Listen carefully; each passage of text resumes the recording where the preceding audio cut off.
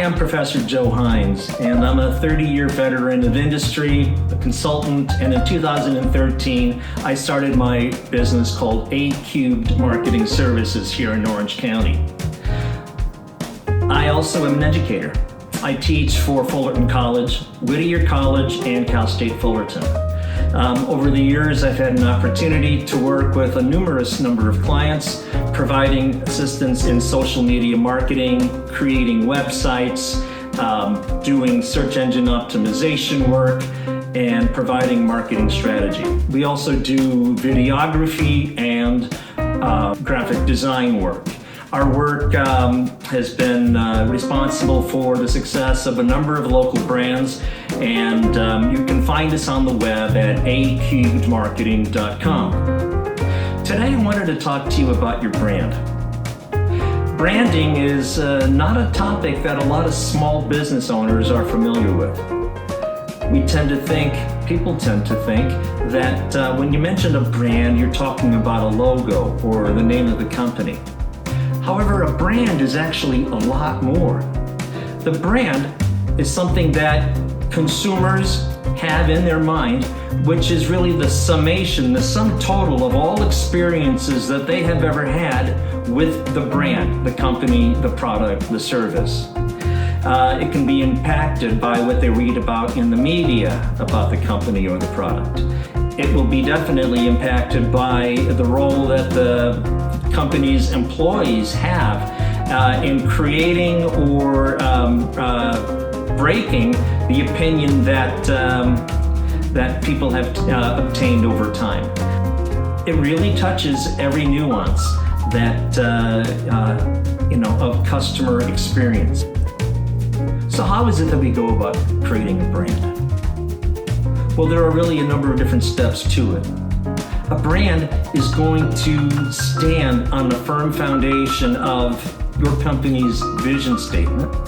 And the vision statement basically says, in the future, when our time running this company has completed, this is the mark we hope we have made in the world around us. A mission statement is also a very formative part of that foundation.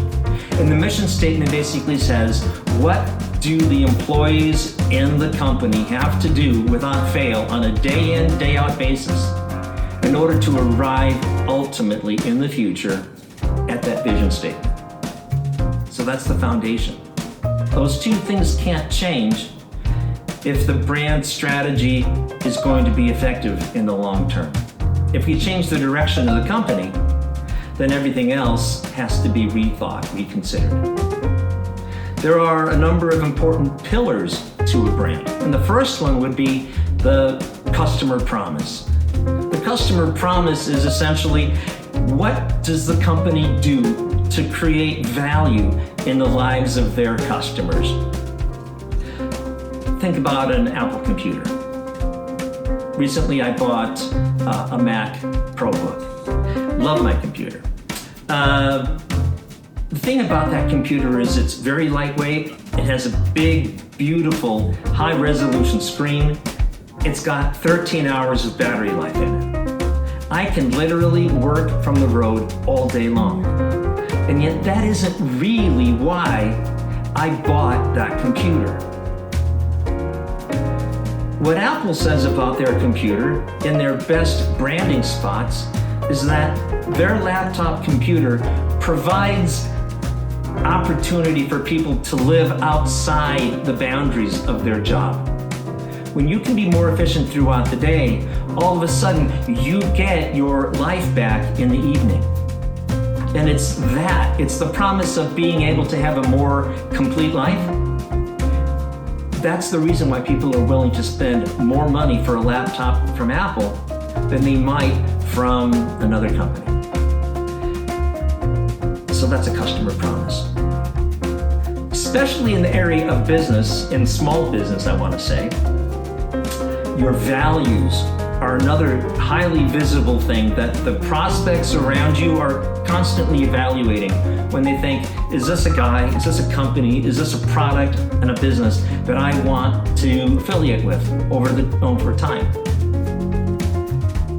People watch what we do much more than they listen to what we say. Because what we do is who we really are. Talk is cheap. Instead, we have to walk the talk. So it's important to identify in your business what are the key values of that business. It's got to be authentic. It's got to be really who you are, or people will see through it. And then finally, there's one more huge component to a brand. It's the personality of the brand. If your company were a person, let's say, how would you describe that person? And it's going to have to be a personality that's right for the people you want to do business with, the people you want to sell to. Has to be right for the kind of a product that you're selling. The way that we communicate that personality is with the tonality of our language when we write text, when we write blogs, when we write microposts. Has to do with the kinds of photography, the style of photography that we choose to use to represent our products. It has a lot to do with the colors that we incorporate into our work.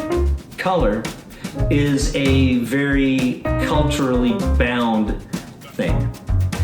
In different cultures, the same color will represent different ideas. So we have to be clear on the culture of the people we want to market to, and how do they perceive the colors that we choose to use. Colors like blue in our culture tend to mean conservative. They mean solid. They mean trustable. Okay. Green in our culture has a lot to do with nature, with health. White has a lot to do with cleanliness. Red can sometimes mean anger. It can sometimes be affiliated with love, like on Valentine's. It often means Christmas. So think about what you want to say about your brand, the kinds of ideas that you want to put forth, how you want people to feel when they're seeing your stuff. It's a lot about branding. If you'd like to visit my website, I'd love it for you to come. I've got a ton of information there all about branding. aqdmarketing.com is where I'd like you to go. When you get to my site, if you feel like you've learned a lot and maybe you'd like to talk more with me specifically about maybe some challenges that you're having in your business, there are contact forms on several pages there. Feel free to reach out to me. I offer a 15-minute free consultation. Finally, if you'd like to call, you can reach me at 714-872-0561. And you can also email me at joe@aqdmarketing.com. This has been the marketing message for this week. I'll talk to you next week.